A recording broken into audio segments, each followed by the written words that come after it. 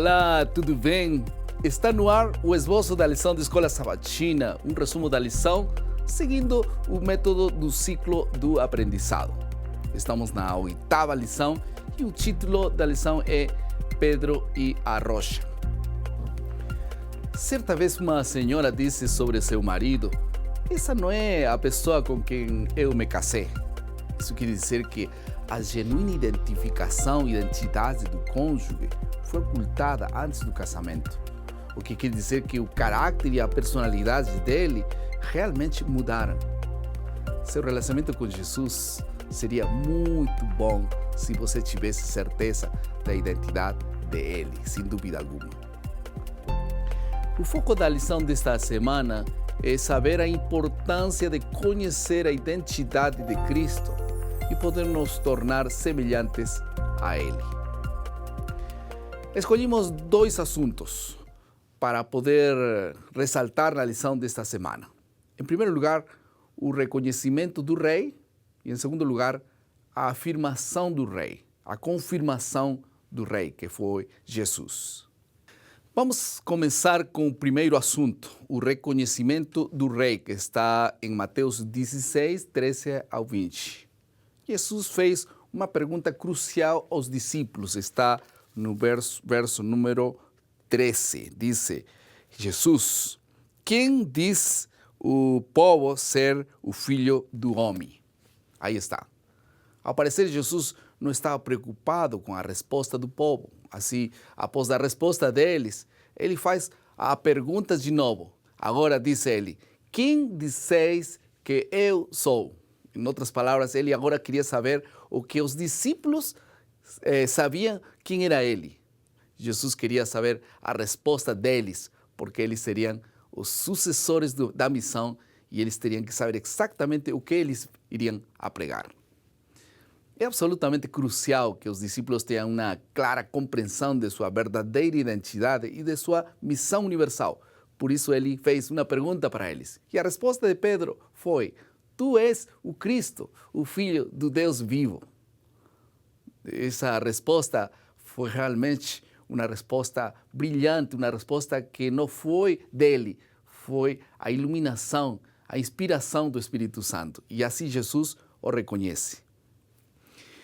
Esta situação mostrou a Jesus uma oportunidade para lhes apresentar uma lição.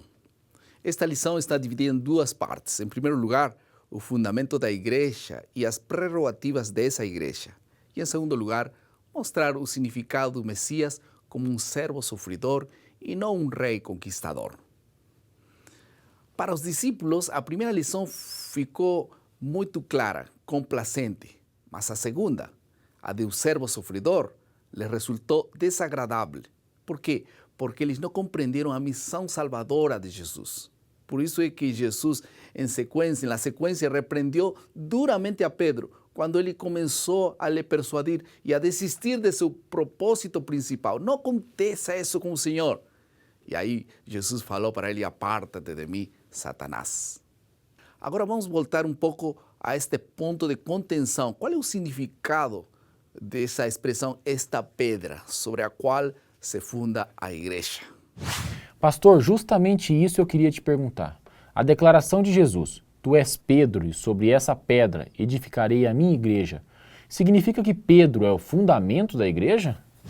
Diego, na realidade, esta declaração foi dada no contexto da afirmação de Pedro de que Jesus é o Cristo, o Filho do Deus vivo, o que constitui o fundamento básico para o qual podia estabelecer e edificar uma igreja sólida. Mas à luz do Novo Testamento, fica clara que Jesus é o fundamento da igreja. Nós podemos encontrar no livro de 1 Coríntios, capítulo 3, verso 11, essa declaração: porque ninguém pode pôr outro fundamento além de que já está posto, o qual é Cristo. Fica claro aí qual é o fundamento. O livro de Efésios, capítulo 2, verso 20, também fala sobre edificados sobre o fundamento dos apóstolos e os profetas, de que Jesus Cristo é a principal pedra da esquina. Está claro? Os apóstolos não são a principal rocha sobre a qual a igreja deveria ser edificada é Jesus. 1 Pedro também fala, o mesmo Pedro, um tempo depois, no capítulo 2, verso 4, 1 Pedro 2, 4, Pedro mesmo exalta a Jesus como a pedra viva. Vocês podem conferir isso. Por outro lado, o próprio Mateus sustém que nos ensinos de Jesus era prudente aquele que edifica sobre a rocha, falando dele mesmo. Então, está muito claro que no contexto está falando de Jesus e não de Pedro. Um assunto interessante é que depois de que Cristo elogiou a resposta de Pedro, os próprios discípulos continuavam discutindo sobre quem era o maior. Então, não ficou claro que era Pedro? Se Pedro seria o maior, então eles não teriam por que discutir quem seria o maior. Isso ficou claro porque Jesus falou, você vai ser o primeiro sobre esta base, vou edificar minha igreja. Mas não foi assim. Muitos anos depois, encontramos que Tiago, por exemplo, foi nomeado presidente do primeiro concílio da igreja e não foi Pedro. Por que não foi Pedro? Se era a base, não poderia ser ele o papa, entre aspas, da igreja? E por que foi Tiago quem presidiu o concílio? Pastor, e a questão das chaves do reino?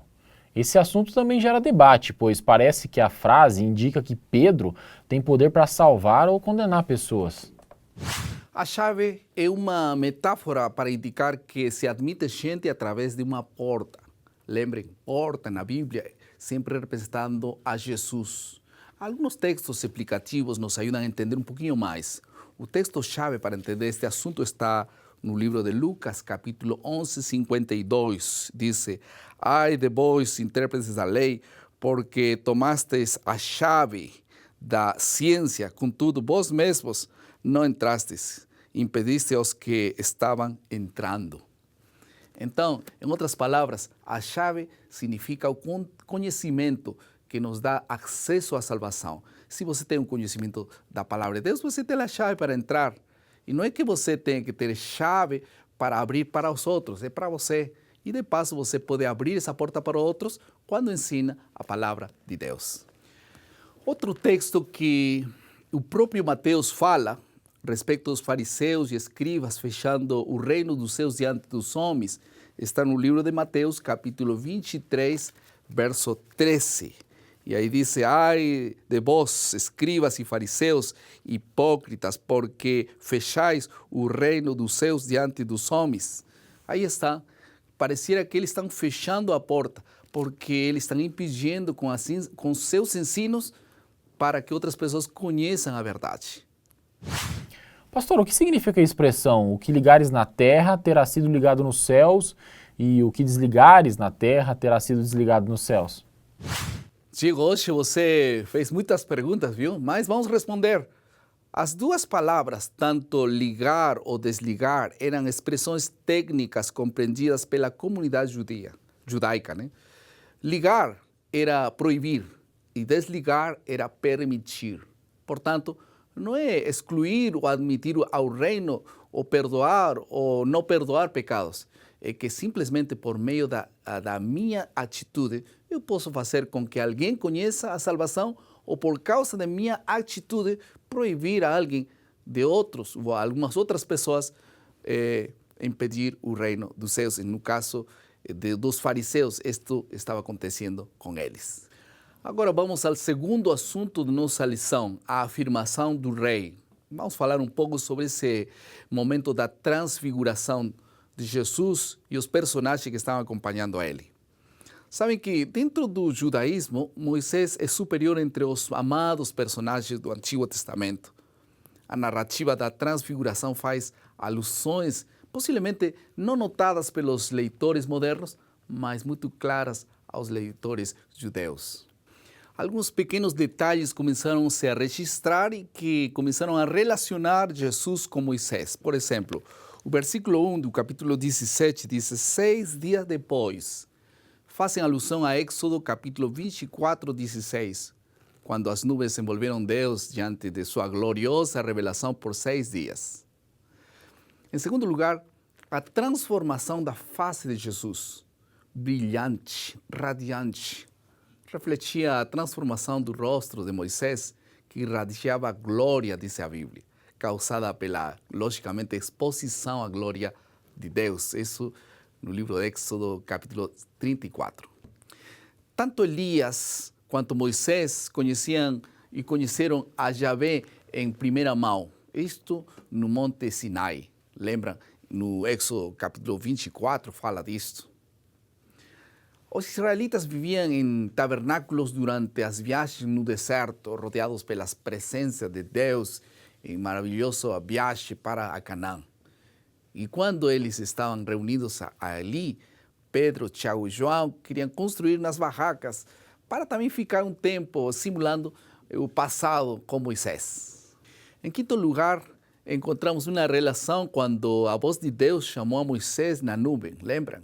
E essa mesma voz confirmou Jesus a partir da nuvem na ocasião do seu batismo, também na ocasião da transfiguração.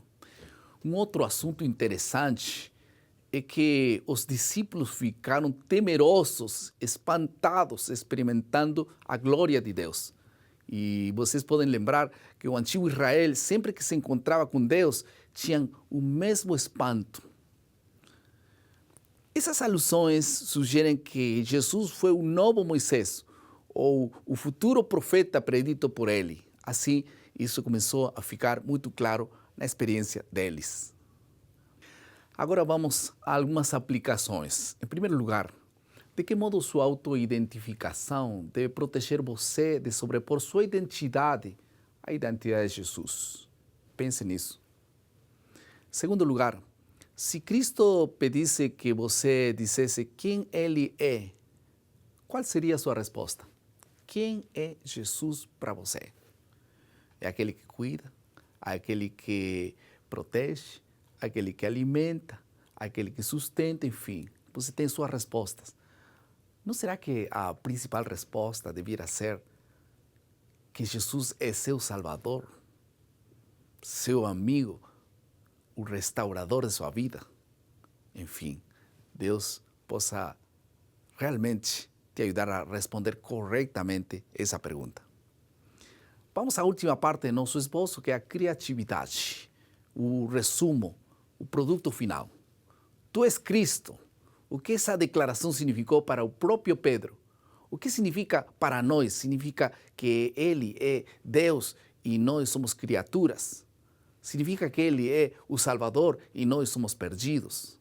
Significa que Ele é o Senhor, nós somos os seus servos. E como servos devemos fazer o que Ele manda. E o que mais quer Deus é salvar pessoas. E para salvar pessoas, Ele chama pessoas, chama seus servos, para que em nome do Senhor possamos nós ser as mãos de Deus, levantar essa semana pessoas perdidas, nós poder ser a voz de Deus para muitas pessoas. Que pensas? Você poderia dar uma palavra, poderia levantar a palavra de Deus, levantar Jesus na vida de outra pessoa? Pense nisso, resolva nessa semana, não passar todos os dias e você não fez nada por ninguém. Seja a voz e as mãos de Deus. O esboço está terminando aqui. Esperamos que este momento tenha sido uma bênção para você. Lembre sempre, maná, cada dia, cada manhã, é alimento para a vida. Que Deus te abençoe.